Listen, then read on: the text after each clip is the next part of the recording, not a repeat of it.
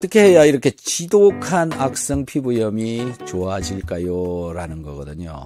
우리 얼굴에 올라오는 가립구가 많아지는 저런 피부병들은요, 대부분 단백질에 의해서 일어나고 있습니다. 그래서 소화되지 않은 단백질은 흡수되어지지 않도록 자꾸 끄집어내야 된다. 변으로 나가게 해야 된다. 소화와 피부병하고 무슨 관계가 있느냐라는 건데요. 우리가 단백질을 섭취를 하게 되면 소화 효소에 의해서 분해가 되어지면서 펩타이드가 되어지고, 이 펩타이드가 다시 아미노산으로 만들어지게 되면 이 아미노산은 우리 몸에서 면역 반응을 하지 않습니다. 소화가 잘 되어진 물질이죠. 그러나 이 단백질이 위산이 부족하게 되면 펩타이드로 전환이 잘 되어지지 않는다.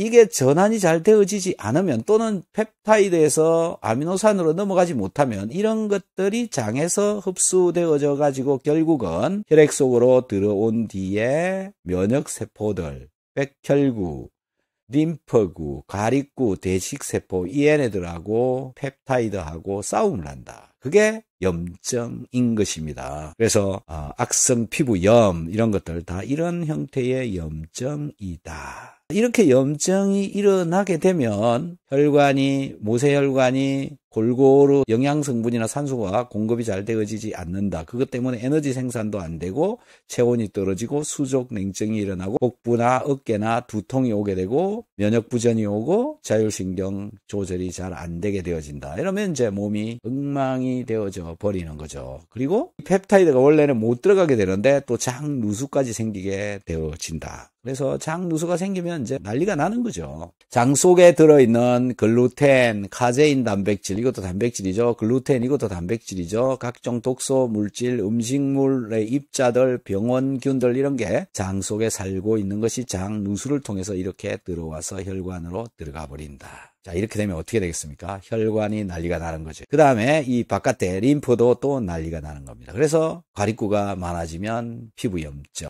림프구가 많아지면 알레르기성 피부염, 이런 것들을 일으키게 되어진다. 그래서 결국 소화가 잘 되어야 해결이 되어진다 라는 건데, 장누수가 되면 당신을 망친다. 어떻게 망치느냐? 이렇습니다. 자, 장으로부터 혈액으로 독소가 빨려 들어간다. 그것 때문에 치주, 이와 관련되어져 있는 각종 질병, 피부, 아토피, 성피부염, 비듬, 알레르기, 성피부염, 기타 등등 이런 게 일어난다. 소화가 문제가 일어난다. 그 다음에 근골격계, 뼈가 약해진다. 관절염이 생긴다. 근육통이 생긴다. 호흡, 천식, 비염, 축농증, 이런 거 다 염증에 의해서 일어나고 있는 것이죠. 생식기, 방광염, 질염, 순환기, 고혈압, 협심증, 뇌졸중, 두통, 불면증, 고콜레스테롤 혈증, 만성피로, 당뇨, 갱년기 증후군, 이렇습니다. 장누수가 일어나게 되면 온갖 병이 다 일어난다.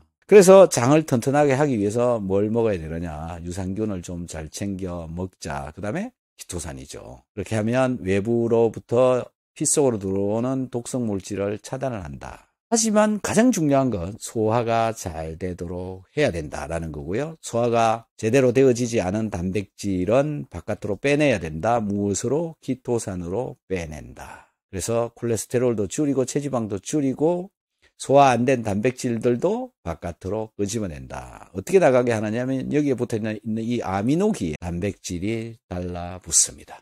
그렇게 해서 몸이 자율신경 조절이 잘 되면 전체가 조절이 잘 되어지는데요. 이거 어떻게 조절을 하는 거냐 하면 아까 제가 말씀드렸던 목욕을 하고 비오유기소 잘 챙겨 먹고 운동하고 체온을 좀 올려주고, 그렇게 하면 백혈구의 밸런스가 맞아진다. 가립구는 60%가 되어지도록 되어지고 림프구는 35%가 되어지도록 조절을 해준다. 여기에 비타민이 전자를 공급을 해주기 때문에 림프구가 밸런스를 찾아가게 되어진다랍니다. 그래서 림프구가 밸런스가 잘 맞아지면 T, B, NK셀 이런 것들이 숫자가 잘 맞아진다. 퍼센트가 맞아지게 된다. 그 다음에 체온도 조절이 잘 되어져야 된다. 가립구가 많이 생기게 되면 체온이 떨어진다. 그래서 체온이 올라가는 게 중요하고, 체온이 올라가야 또 림프구가 잘 퍼센트를 잘 유지를 할 수 있게 되어진다라는 겁니다. 그래서 중요한 거는 좀 전에 말씀드렸던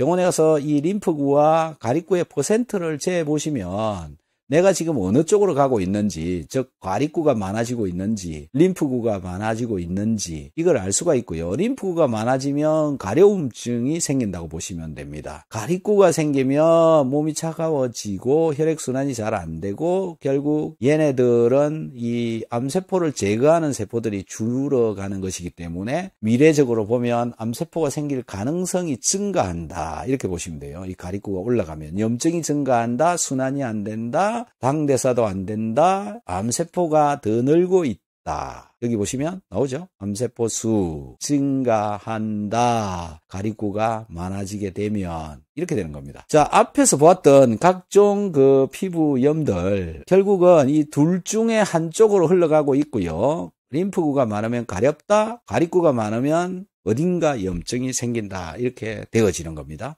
그래서 목욕 열심히 하고 운동 열심히 하고 비오육효소 열심히 먹으면 자율신경 조절이 잘 된다. 수면, 면역, 체온 조절, 호르몬 불균형 이런 것들을 잡아준다. 특히 이 면역과 관련해서 일어나는 질환이 자가면역, 건선, 염증, 이런 호흡기 이런 것들이 다 일어나고 있는 것이다. 그래서 자율신경 조절을 잘 하고 기본적으로 내 건강 상태가 좋아야 왜 그런지를 또 찾아갈 수가 있다라는 겁니다. 소화가 제대로 안 되면 피부병이 생긴다. 그래서 소화가 안 돼 가지고 피부병이 일어나고 있다. 그러면은 정말 안 좋은 게 되는 거죠. 그래서 피부병이 생기기 전에 이 소화를 고쳐야 되는 것이다. 이렇게 되는 거죠. 피부병이 생길 정도로 소화가 안 되고 있다. 그러면 정말 나쁜 거죠. 그래서 우리가 피부에 문제가 생겼으면 소화가 제대로 되고 있는가, 소화를 제대로 할 수 있도록 해주는 무엇인가를 먹는 게 더 맞지. 소염, 진통, 알레르기를 줄이는 이런 뭐 약물들 이런 걸 먹는다고 해결이 잘 되는 게 아니더라라는 겁니다. 그래서 소화부터 우선 잘 되게 하자. 또 피부병 약을 먹더라도 소화가 제대로 잘 되도록 하면서 피부병 약이라도 먹자. 급하면 약 먹어야죠. 이렇게 순서가 있다라는 거고요. 피부 염증은 주로 가립구의 면역 반응으로 일어난다.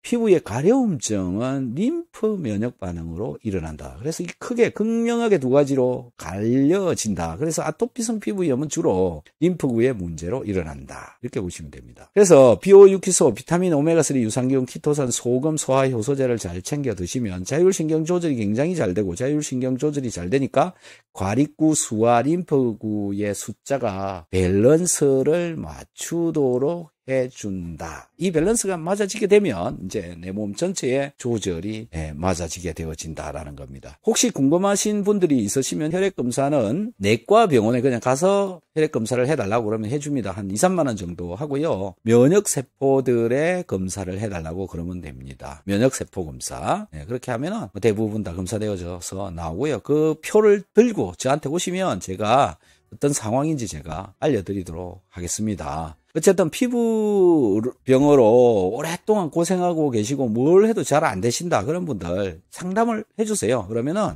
쉽게 해결을 할 수 있는 방법들을 또 알려드리도록 하겠습니다. 질문이 있으신 분들은 댓글에다가 질문을 올려주시면 또 답변을 드리도록 하겠습니다.